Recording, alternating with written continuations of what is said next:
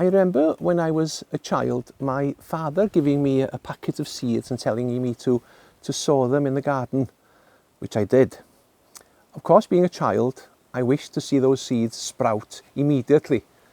And I remember even going to the place where I had sown those seeds and brushing the soil away, hoping that I would see the seeds.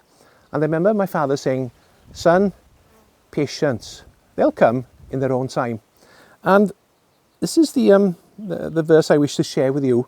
It comes from the 6th chapter of Galatians and verse 9. "And let us not grow weary of doing good, for in due season we will reap if we do not give up."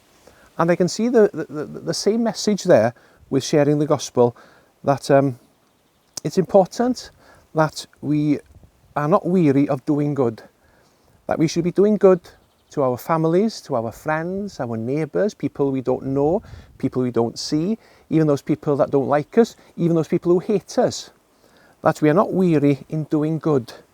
And in due season, we will see fruit. It's God who can produce fruit, not us.